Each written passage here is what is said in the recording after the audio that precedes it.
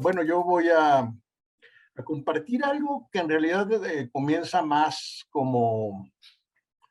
eh, como un experimento, un ensayo pedagógico, que como un proyecto de investigación. Sí, es más bien a raíz de una práctica específica, como empiezan a sugerir que pues escudriñemos, averigüemos qué es lo que sucede ahí.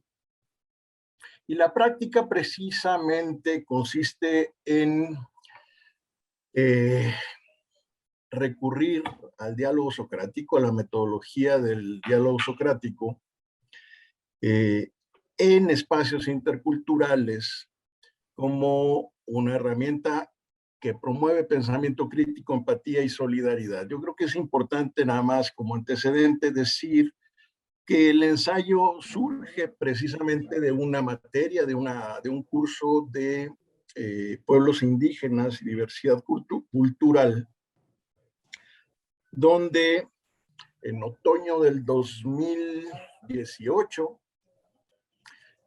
por una coyuntura casual, decidimos llevar a los grupos de esta materia a sostener diálogos, intercambios con la comunidad otomí de Guanajuato 125. Y sucedió que en ese tiempo, a raíz del temblor del 19 de, del 19 de septiembre, pero del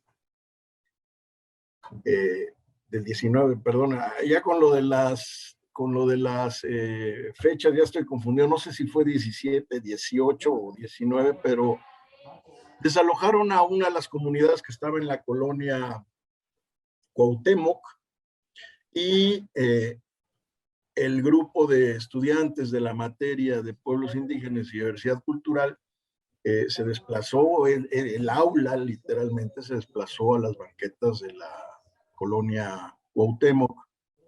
La verdad, la experiencia fue muy rica de quienes estuvimos o participamos en él. Y después se presentó esta experiencia en alguna reunión que hubo del sistema, y fue cuando les comentaba, iniciaron eh, pues las invitaciones a observar, a poner más atención qué es lo que sucedía en estos encuentros. Sí, esto que les refiero, es decir, el título de la investigación, en realidad son las conclusiones, es parte de lo que encontramos que sucedía. Y finalmente fue el nombre con el que acabamos llamando el proyecto. Es decir, claramente se gestaba no solo en los estudiantes de la Ibero, sino también de forma muy importante en las y los interlocutores, eh, cuestionamientos, preguntas sobre muchas cosas, ahora lo veremos. Se generaba también una empatía y solidaridad, sentimientos, acciones de solidaridad, de reconocimiento de la humanidad común, etcétera. Yo creo que esto en realidad es parte de lo que fuimos observando, pero queríamos corroborar que efectivamente esto sucediera, ¿sí? Entonces, vamos enseguida a ver un pequeño video donde se describe tanto la dinámica como lo que ocurre o ocurría en él.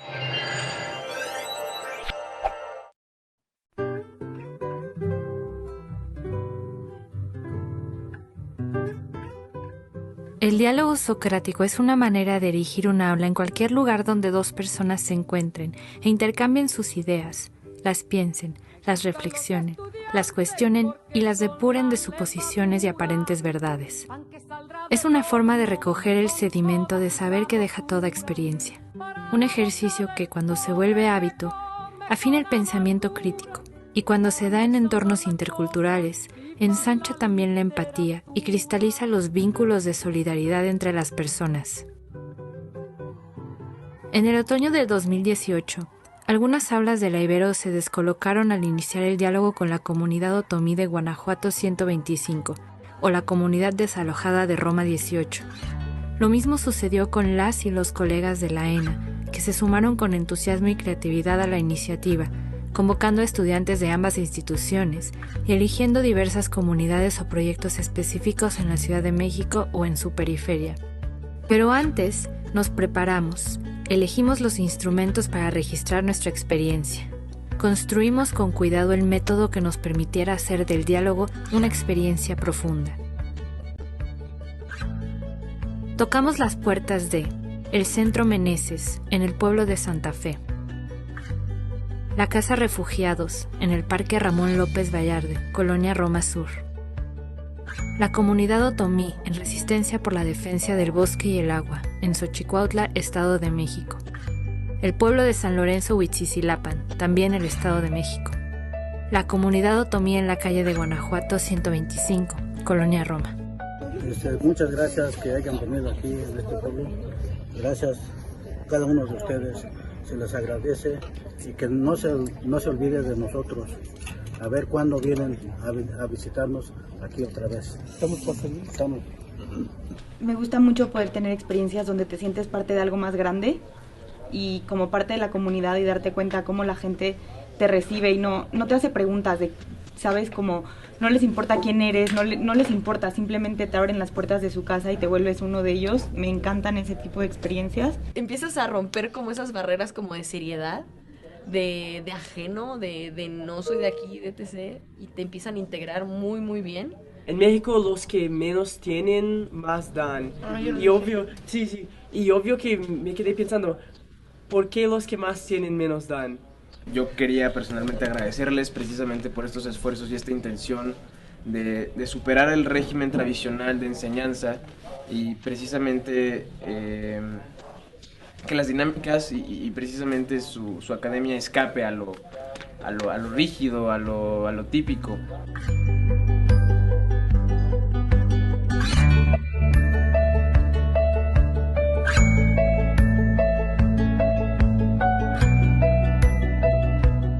Cada espacio fue una casa de la palabra, del intercambio de las ideas. Nos dejamos afectar, dejamos huella y también logramos dejar algo en cada sitio.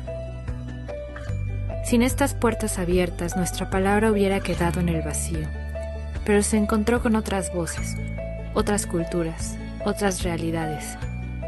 Y queremos seguir aquí, en un mundo en donde comprender, conocer y dialogar sobre nuestras similitudes y diferencias nos vuelve más humanos. No queremos ser las y los mejores en el mundo. Queremos ser las y los mejores para el mundo.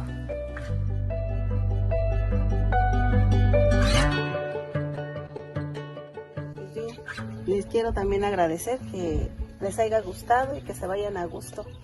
Y qué bueno que aquí son bien recibidos. Todos también, nosotros somos de esa gente que nunca hacemos a un lado a nadie. Qué bueno que les haya gustado la comida, porque no sabíamos qué les gustaba, ¿no? Creímos que nada más iban a comer una tortilla y un tamal, pero creo que no. Yo me tuve que ir de la mesa de desayuno por no parar de comer. Qué bueno que les gustó, y pues el día que gusten regresar, aquí está su casa. Muchas gracias.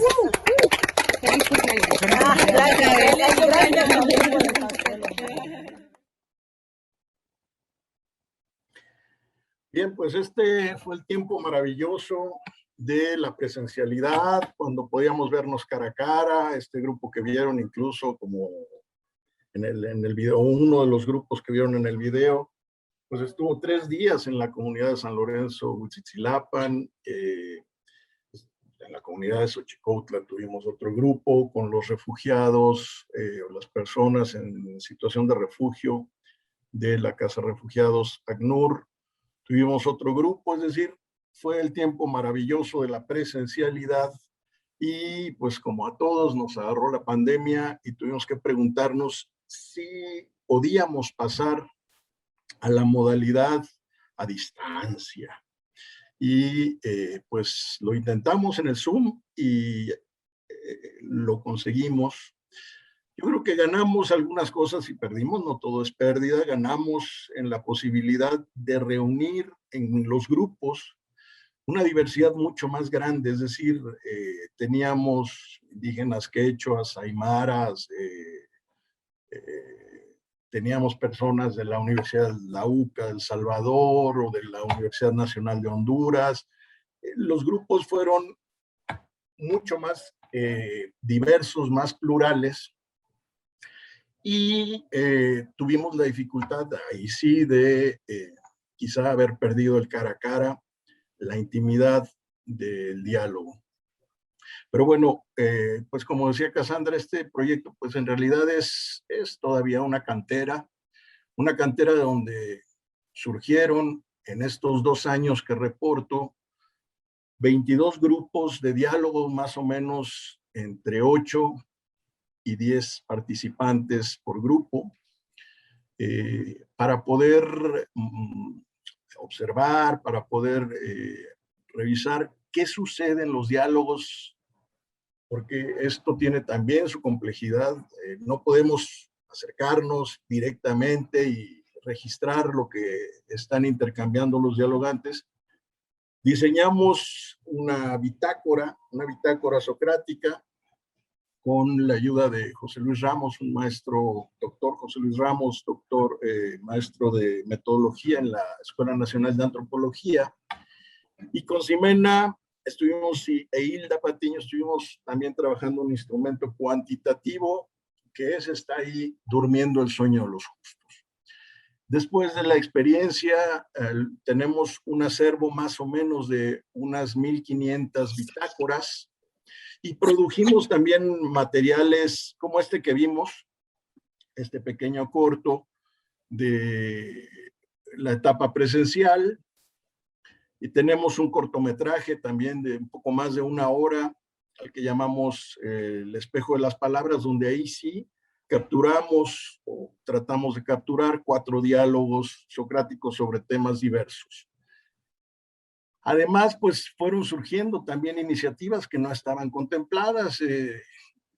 La Casa de Refugiados ACNUR pidió expresamente el que pudieran ellos trabajar en un grupo para ir pues apropiándose de la metodología. Les llamó la atención y quieren, y me parece más bien ya iniciaron también con la implementación de la metodología en las intervenciones que tienen tanto con migrantes como con personas en situación de refugio.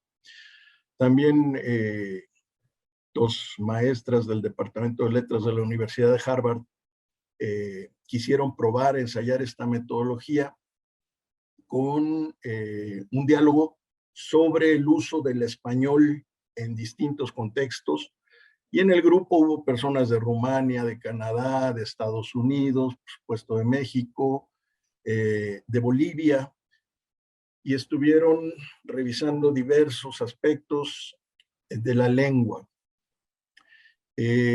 También se presentó una ponencia en el Congreso de Educación Superior de Cuba, y ahora llevamos 2 artículos publicados, bueno, uno publicado en la revista Didac, y otro que, pues entiendo, se publicará en el próximo número de Cinéctica del ITESO.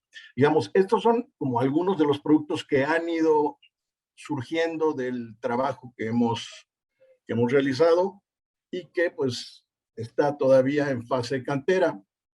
Es importante pues echar un ojo también como a la pluralidad de instituciones que se han visto que están involucradas en esto, además de las Iberos, el ITESO y toda la parentela, el ICIA, el Tecnológico Universitario del Valle de Chalco.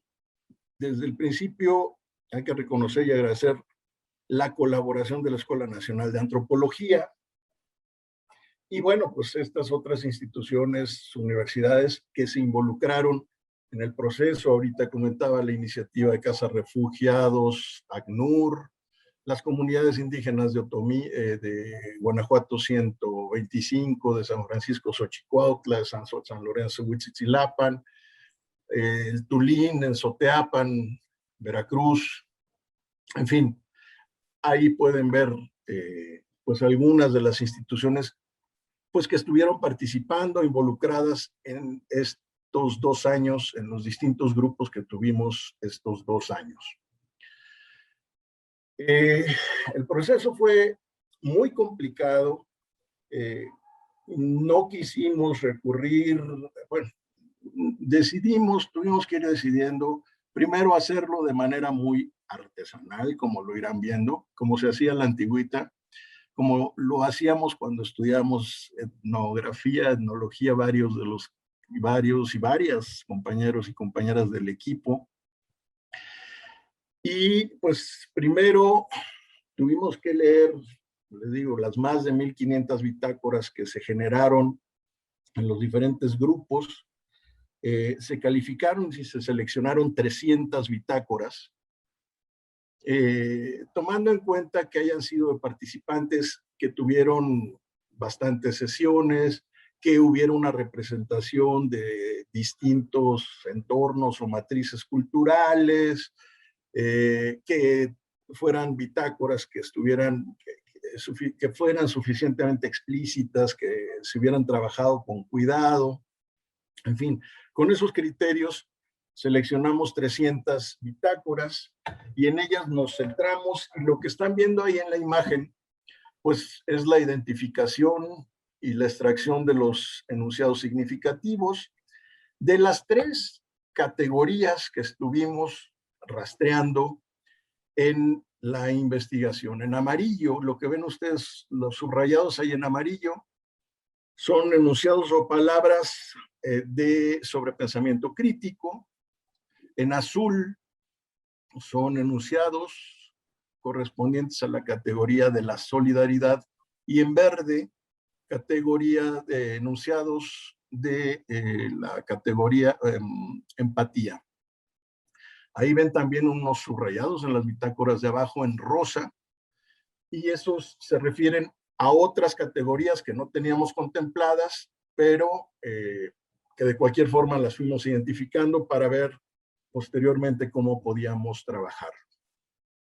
Después organizamos, definimos las subcategorías y establecimos las relaciones que fuimos viendo entre los diferentes racimos semánticos de estas frases. Y actualmente nos encontramos redactando la forma o la manera en que queremos presentar los resultados es con una ficción etnográfica, y escogimos precisamente la elaboración de diálogos modelo o de ficciones dialógicas o de diálogos ficcionados para mostrar o construir con estos enunciados y con estas palabras que fuimos identificando y organizando diálogos, insisto, o ficciones etnográficas o ficciones con el soporte etnográfico. Entonces aquí les voy a mostrar, si es que pasó, no sé qué haya pasado. Ok, esta es como la primera etapa donde fuimos, una vez que identificamos nuestras frases, nuestras palabras, fuimos tal cual trabajando en un tablero, en el Miro, o organizando las diferentes frases o palabras que identificamos para, pues de ahí, partir y empezar a organizar. Ya este es un ejemplo de nuestras papeletas, que a veces era solo una palabra, a veces eran frases más largas, aquí lo vemos, por ejemplo, para tener todo el contexto, a veces solo se seleccionaba una palabra, y se organizaron los racimos semánticos. Por ejemplo, este es el tablero de solidaridad, y aquí tenemos, ya no alcanzo a ver, me parece que es una subcategoría, donde me parece, digo, porque me está tapando la pantalla, responsabilidad. Como está en amarillo, sabemos que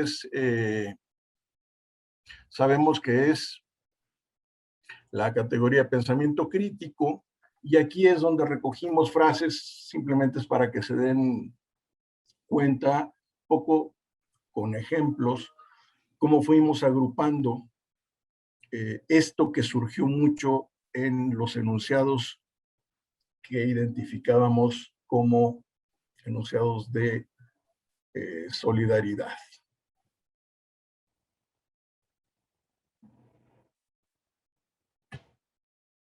Ahora,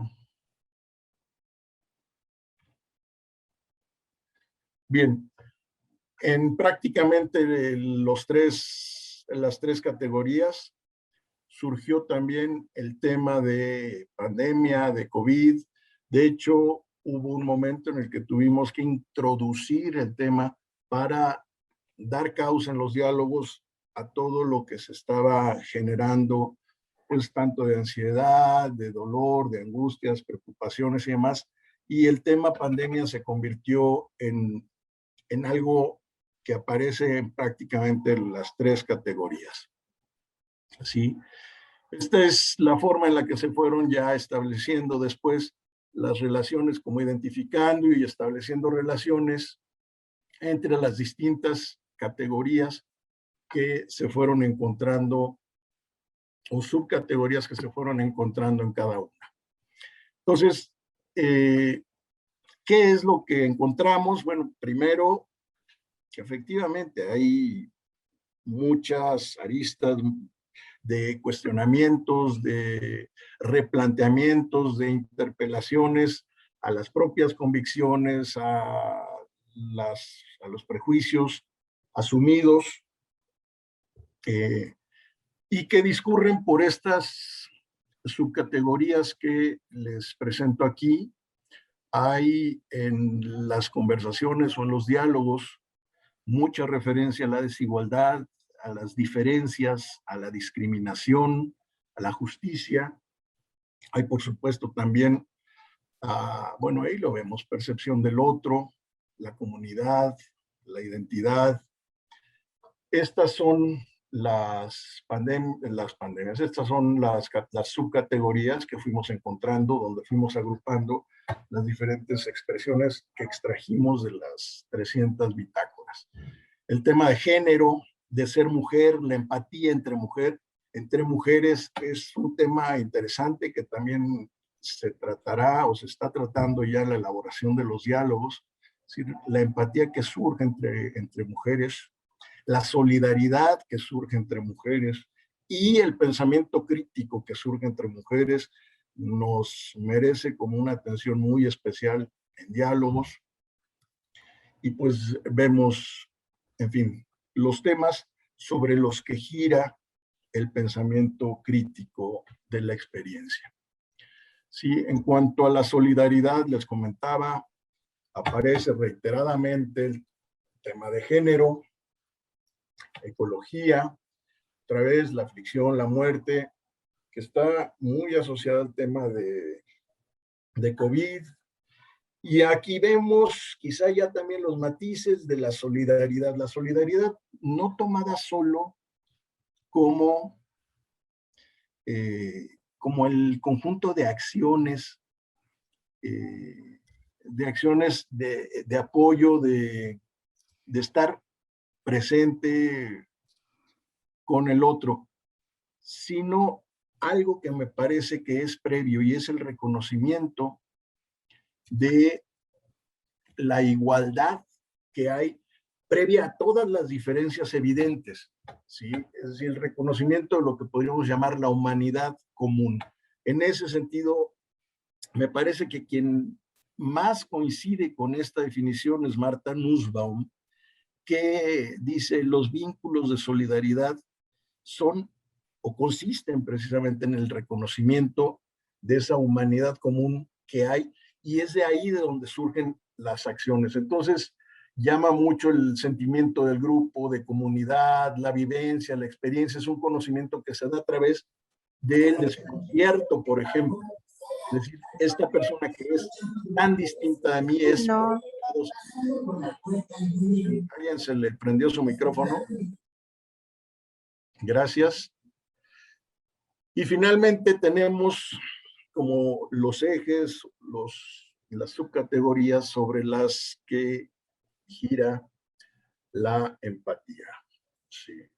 La empatía como esa situación de comprensión, de ponerse de terminar poniéndose en los zapatos del otro, y que consideramos que al comparar los dos tipos de experiencia, la experiencia presencial y la experiencia a distancia, todavía es una hipótesis de trabajo, no es algo concluyente, pero creemos que esta es la categoría que más afectada se ve o se vio por el cambio de modalidad, ¿sí? Como les digo, estamos todavía en cantera. De hecho, esto es lo que estamos trabajando en el texto, donde vamos ya dando cuenta de pues esto que en algún momento Stefano nos exhortaba como a ir construyendo esa teoría a partir de la experiencia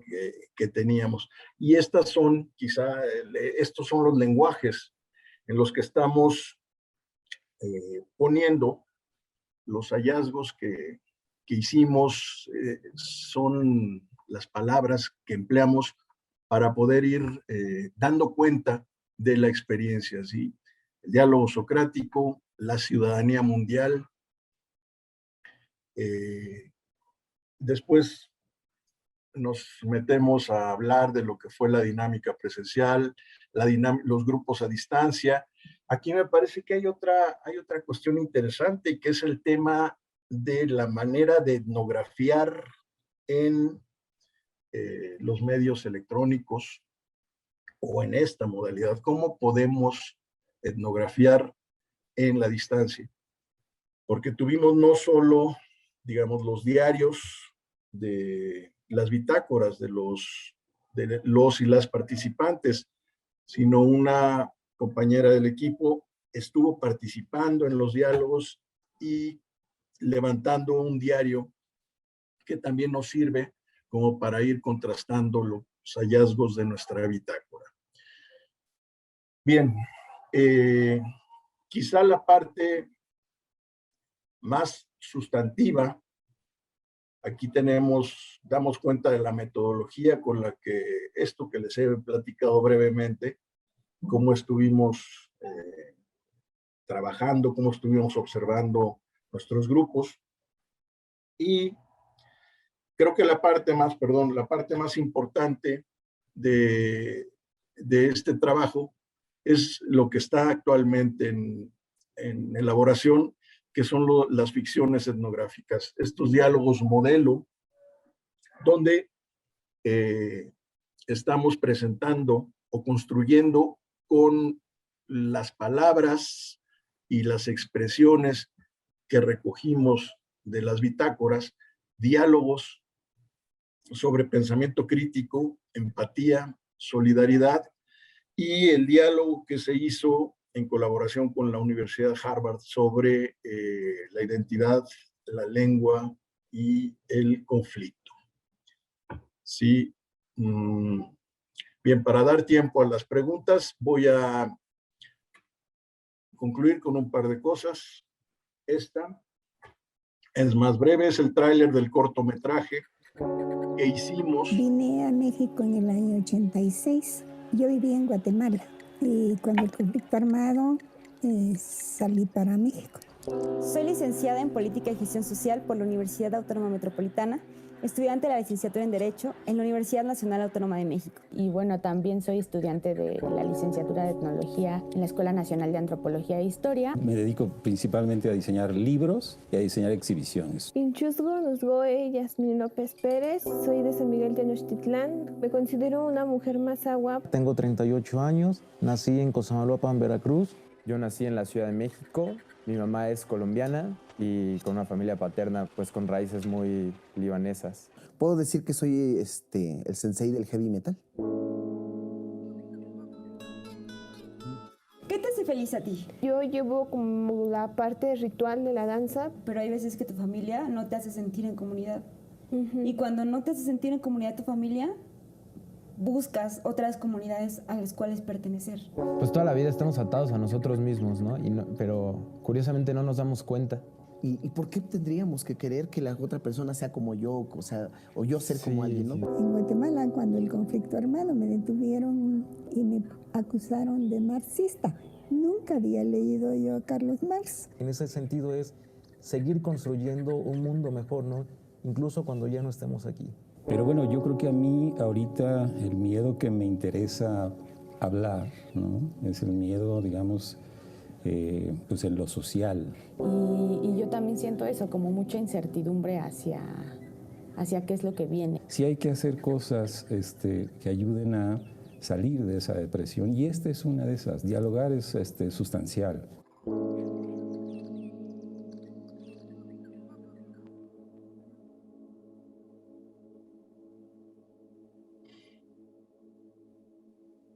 Sí, pues como podrán imaginar, pues este trabajo que reúne a personas tan diversas, pues está pensado en que los productos no sean solo textos, artículos en revistas o un libro, sino estos materiales que se vuelven importantes también para compartir con muchas personas, pues que no necesariamente son académicos.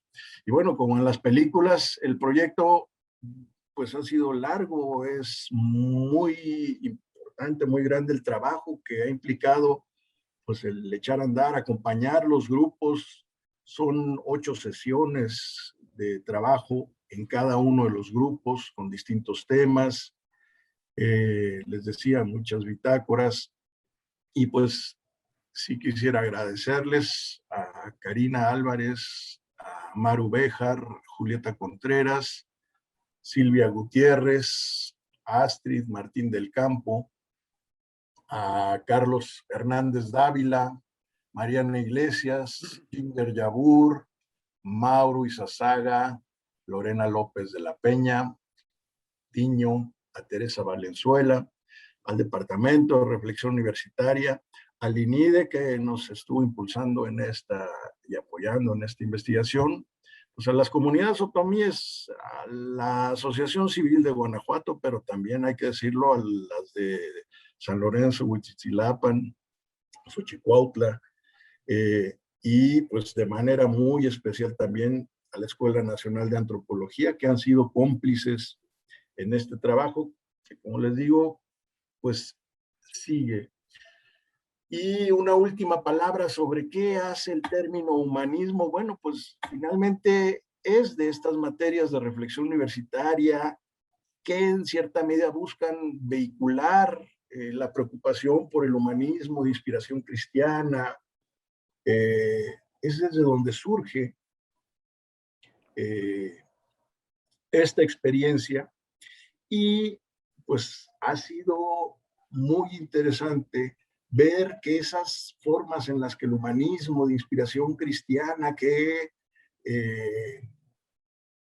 distingue a la Universidad Iberoamericana, pues puede expresarse en lenguas distintas, y creemos que una de esas lenguas, o al menos una lengua franca que se está hablando en el mundo, es precisamente el objetivo 4 o la meta 7 del objetivo 4 del desarrollo sustentable, que es la formación en la ciudadanía mundial. Entonces, me parece que el proyecto está también como dando pistas a la universidad de formas, o está dando un lenguaje para poder entrar en diálogo con muchas instituciones que están también trabajando en la construcción de esta ciudadanía. Pues ahora sí, ahí le dejo me parece que hay algunos compañeros de la investigación, por si quieren complementar, comentar, y por supuesto también quienes nos escuchan. Muchas gracias. Muchas gracias, José Luis. Bueno, pues tenemos un tiempo afortunado de 25 minutos. Si les parece, podemos iniciar con las preguntas que están en el chat, de Cristina, de Claudia, de Estefano. No sé si hayan tenido posibilidad de echarle ojo. A mí me gustaría tomar la palabra brevemente. También. Ok. Sí, Carlos. Muchísimas gracias. Pues un abrazo a todas y a todos. No tengo el gusto de haber coincidido con la mayoría. Yo soy Carlos Hernández Dávila. Actualmente soy subdirector de la Escuela Nacional de Antropología e Historia y pues tuve la dicha de caminar cerca del proyecto que inició José Luis y que muy pronto se convirtió en una pluralidad de voces, experiencias. Aquí también está la doctora Silvia Gutiérrez. Un abrazo grande para una de nuestras más famosas egresadas en el mundo mundial. Una de las cosas que yo sí creo que me gustaría mucho destacar son, bueno, dos cosas. La primera es que también, al igual que el proyecto anterior, fue un proyecto que se fue a pandemia, que se fue a Zoom, que se fue a la virtualidad y pues en un contexto educativo complejo, difícil, precario, precarizado, como lo que nos enseñaron Cassandra y su compañera de proyecto. Me parece que es un proyecto el nuestro que pues supo encontrar una vía de diálogo, así como dice el agua siempre se encuentra un camino.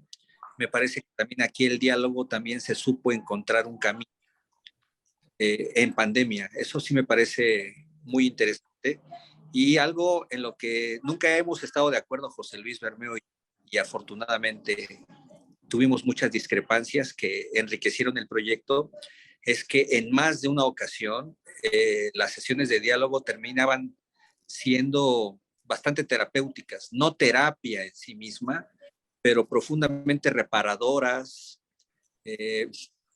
No quiero yo apelar al lenguaje ignaciano, pero una sesión estuvo don de lágrimas, ¿no? No, y no quiero apelar a lo ignaciano desde la Escuela de Antropología con su ateísmo militante, pero es decir, sí hubo un espacio muy enriquecedor de reencuentro, incluso a través de la pantalla. Y sí creo que estas sesiones en tiempos de pandemia, pienso en particularmente el semestre de otoño del 2020, sí tienen una característica muy humana y muy fraterna en muchos sentidos. La gente esperaba encontrarse en las sesiones de diálogo socrático porque había una oportunidad extraordinaria para sentir el dolor de manera compartida y a partir de esa compartencia también buscar la esperanza. Segundo, también como antropólogo, no puedo dejar de mencionar que sí, cuando se habla de aulas multiculturales, uno pensaría, ¿no? Y esto, insisto, con Cassandra se vio muy bien. Híjole, no sé que haya más multicultural que la Ciudad de México, ¿no? Y al igual que Bombay, o al igual que Nueva Delhi, o que Los Ángeles, etcétera, encontramos, sin buscarlo, que de repente en nuestras aulas había una líder aymara participando en el diálogo, conectada en tiempo real desde Chuquisaca, en Bolivia, junto con un compañero Popoluca del sur de Veracruz, junto con una profesora nuestra, Otomí, de la Sierra de las Cruces y Monte Alto, con alguien libanés, ¿no? En Polanco, en Huixquilucan, pero más allá de la marca y la distinción lingüística, étnica o religiosa, por supuesto que las experiencias mismas descentraban lo multicultural hacia una forma en la cual lo que se buscaba no solamente era el honrar la diferencia, sino que la diferencia tejiera también similitudes. Y sí creo que esto fue un asunto en el cual creo que aprendimos muchísimo, al grado tal, les pido una disculpa porque no escuché todo lo que dijo José Luis con detalle, al grado tal que muchos profesores llevaron este modelo a clases, al aula, en pandemia, y entonces de repente el Zoom de la Ibero, que en ese sentido es muy generoso, permitía hacer estas sesiones de 2 en 2, ¿no? Para trabajar por pares, lo cual construyó una red muy sofisticada y muy bonita de diálogo más allá de lo evidente. Finalmente, otra cosa que me gustaría mucho destacar, la presencia de las y los profesores. Sí hubo un montón de chamacos y chamacas, también hubo muchísimos exalumnos y exalumnas, pero hubo muchos profesores del departamento implicados e imbricados en el proyecto, y creo que eso también se agradece muchísimo, porque pues como todo profesor, ¿no? Esto no daba puntos para el SNI, no daba dinero extra en términos de salario, lo único que daba era el placer gratuito de encontrarse en una vía dialógica. Y eso sí creo que las y los profesores a los que yo conocí en esta vía, sí también enriquecieron un montón, porque de repente había alguien que me decía, Carlos, ¿puedes venir a mi grupo a compartir esto que dijiste en diálogo sobre tal experiencia de lucha por la tierra, etcétera? O yo invitar a otros. Y hasta la fecha esas redes me parece que también son una fortaleza, no solo del proyecto, sino del departamento y por lo tanto de la universidad, ¿no? Pienso en Mauro, que nos trajo a gente de Centroamérica y que de repente nos llevó a la UCA. Híjole, eso de veras lo recuerdo con mucho cariño. Cierro con este comentario. Sí creo que es un proyecto que tendría que va a evolucionar, que se va a mover. Ya apareció Mauro, abrazote, carnal. Sí creo que es un proyecto que tiene que crecer. Me parece que los proyectos mejores son los que tienen punto final. Sí creo que hay que darle punto final al proyecto y pensar de manera colectiva en su siguiente versión, edición, corrección y crecimiento. De veras, muy agradecido por esta oportunidad, ¿no? Y bueno, eso es lo que yo quería compartir con ustedes, con todo el cariño. Y gracias a José Luis, que pensó en todas y en todos nosotros. José Luis no solo es un hombre grande en volumen, sino es un hombre grande en corazón. Y eso sí se lo agradecemos todas y todos. Muchas gracias, Carlos. Tienen la palabra, Silvia.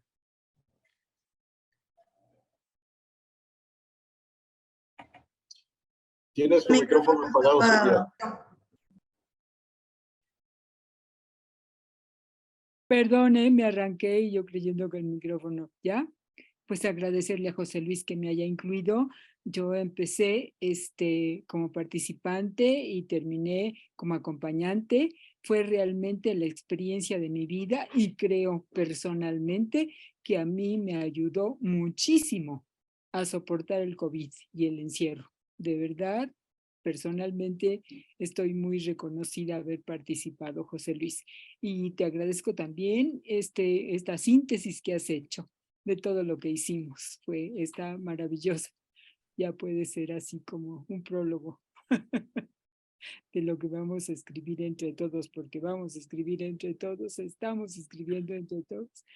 Entonces, pues realmente yo lo único que tengo que hacer es agradecer haber estado, haber participado, haberlos conocido a todos mis compañeros en ambos sentidos y decirles que yo tuve gente, amas de casa, que estaban padeciendo en el momento del COVID más o menos el mismo encierro que yo y que fue pues un alivio, de verdad fue un paliativo en esos momentos, no solo para mí, para muchas personas.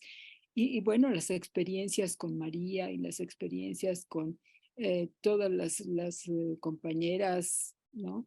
Que estuvieron de todos los lugares que se pudo conseguir y pues fue realmente maravilloso. Les agradezco muchísimo haber participado, los compañeros, ¿qué se puede decir? Los mejores de la vida. Gracias a todos.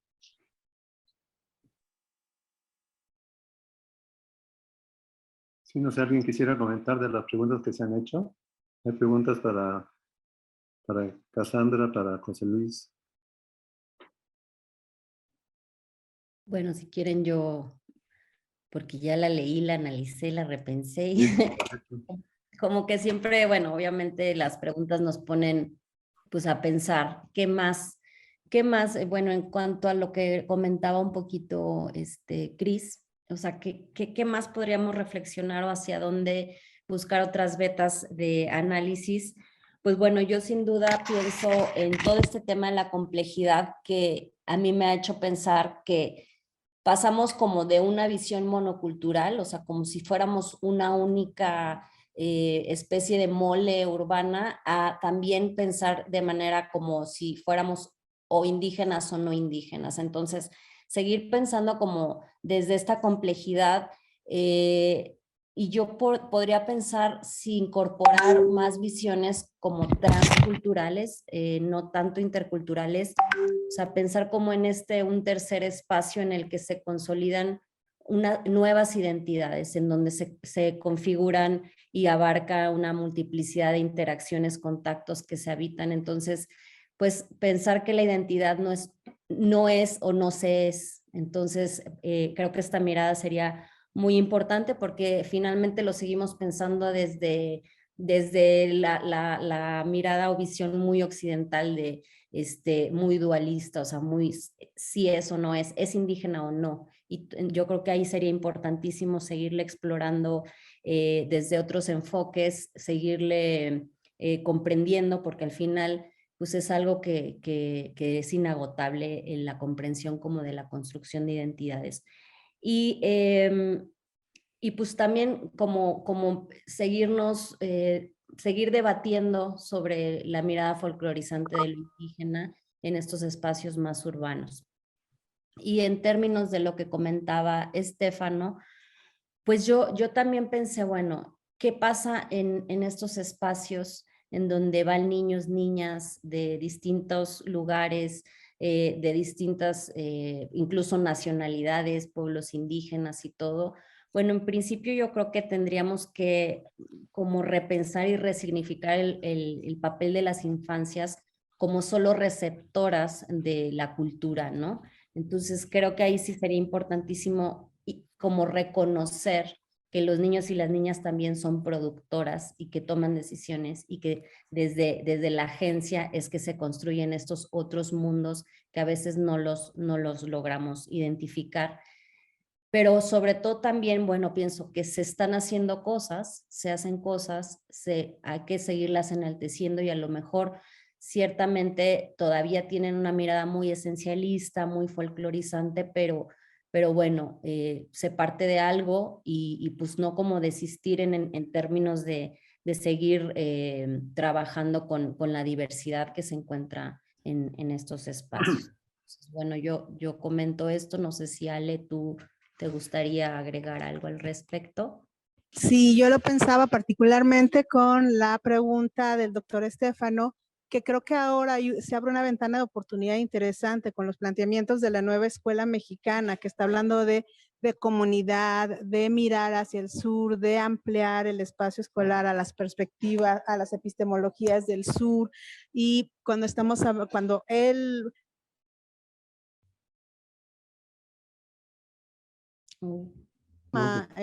o el plan de estudios, una resignificación, puede ser una muy buena oportunidad para en este momento pensar en los vínculos con las comunidades, no solo la comunidad de la ciudadela, particularmente pienso en estos niños, ¿no?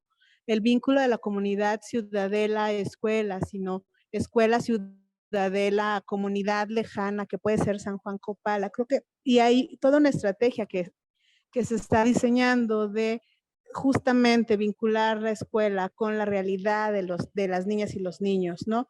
No solo quedarse en conocimientos escolares marcados en el plan de estudios, sino integrar conocimientos y saberes propios de las comunidades. Creo que esa puede ser una muy buena oportunidad para seguir haciendo hincapié en que sí necesitamos diversificar la educación, sí necesitamos diversificar el currículum, flexibilizarlo y seguir avanzando. Como decíamos hace un rato, hay cosas que se están haciendo y como lo dijo Cassandra muy bien hace un momento, ¿no? Hay cosas que se están haciendo, hay que seguir fortaleciendo eso y hay que seguir tejiendo redes de colaboración. Creo que eso es muy importante.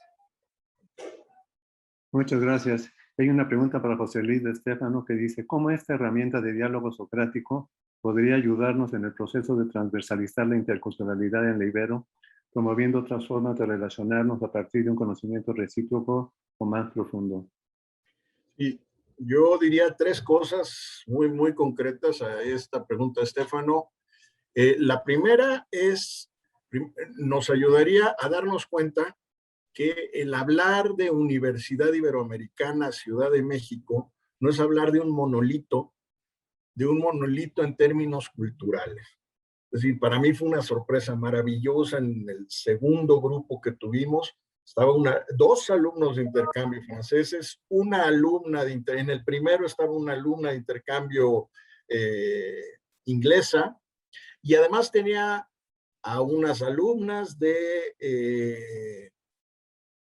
tenía alumnas, una mixteca de ciencias religiosas mixteca y la otra zapoteca en el salón de clases. Es decir, hasta que empezamos con esta dinámica, yo de pronto, como me funcionó como un medio de contraste, dije, ¿dónde estaba esta pluralidad? Que yo prácticamente entras al salón de clases y dices, pues son alumnas y alumnos y se acabó. Este muchacho, de pronto, Leonardo, que vimos ahí en la, pues de madre colombiana, de padre libanés, y cómo, en fin, primero, me parece que simplemente la Ibero en sí tiene mucha más diversidad de la que suponemos. Segundo, la dinámica me parece que invita a salir de las aulas. Es bastante incómodo tratar de llevar a cabo esto adentro de un salón de clases. Entonces, pues ya muchos me habrán visto en las terrazas ahí de fumar, o acá en el KPB, o en todos lados. Es decir, después del diálogo socrático se vuelve como muy incómodo el salón de clases, y creo que podemos ir incluso más allá. Es decir, ya vimos, además gracias a esta herramienta, que es posible incorporar en el salón de clases personas, pues comentaba Carlos, aymaras, quechuas, en fin, y digamos ir más allá de la universidad, o de los muros de la universidad, no solo los muros del aula, sino los muros del salón. Y una tercera cuestión, Stefano, que me parece a mí fundamental es ¿cómo se dirá? Horizontalidad de la dinámica. Es decir, en el diálogo no hay maestro, no hay alumno, o no hay viejo y hay joven, no hay indígena y no hay doctor. Es decir, está una maestra o un maestro dialogando con un joven de prepa ibero, está una persona en situación de refugio dialogando con, no sé, con quien sea, es decir, y esto genera inmediatamente como una situación de mucha horizontalidad en la dinámica. Entonces, creo además que para esta cuestión de la interculturalidad es una condición sine qua non, el tema de la horizontalidad. ¿Sí? Entonces, salir del aula, salir del campus y entrar en una horizontalidad, y por supuesto también el incorporar a muchas personas, no necesariamente inscribiéndolas a la universidad, sino generando estos textos y pretextos para dinamizar los intercambios, ¿no? Pues se me ocurre así de bote pronto, pero cuando quieras nos echamos un café a ver qué más. Y Estefano, tienes la palabra. No, perdón, Enrique, únicamente estaba felicitando la intervención. No, muy bien. Gracias. Disculpa. Bueno, a Estefano hay que decirle, le tocó ver esto desde que era chiquitito, estaba en pañales. Mariana, Estefano, estaban ahí cuando se presentó esta experiencia, y estaba en pañales, y fueron de los que echaron porras para que nos metiéramos en este brete de la investigación. Bueno, la verdad, como dice Silvia, yo estoy agradecidísimo de la experiencia y con cada uno de los compañeros del equipo. Y la verdad que muy afortunado proyecto. Mariana, ¿tú quieres comentar? No, simplemente manifestar mi gozo de haber visto crecer este proyecto, como dice José Luis, y de ver, estoy sorprendidísima de ver todo lo que armaron, todo lo que hicieron, todos los lazos que establecieron, todos los aprendizajes que hay en el camino. Y que las cosas, yo creo que para todos los profesores y profesoras que han participado, las cosas no volverán a ser como antes. Gracias, Mariana. Bueno, pues creo que ya estamos en tiempo. No sé si alguien tuviera algún comentario. Si no, bueno, de mi parte, muchísimas gracias a todas y todos. Yo no sé ustedes, a mí estos espacios me han servido mucho para aprender. Yo recuerdo, como decía Cassandra hace rato, que hace buenos años, cuando empezó el proyecto, pensaba ingenuamente que no había presencia indígena en las escuelas, Bueno, es increíble la presencia que hay y cómo la investigación que están haciendo ha sido muy elocuente del papel que tienen las diferentes dimensiones, escuela, familia, comunidad, entorno social, en la construcción de identidad de estos niños y niñas, ¿no? Entonces, bueno, pues muchísimas gracias. Los esperamos aquí el 24 de noviembre para la siguiente sesión de Educación en Reflexión. Muchísimas gracias a todos. Tengan ustedes muy buena tarde. Muchas gracias a todos y todas. Buenas tardes, gracias. Gracias, bonita tarde. Hasta luego. Luego. Hasta luego. Muchas gracias otra vez Gracias a todos. y seguimos.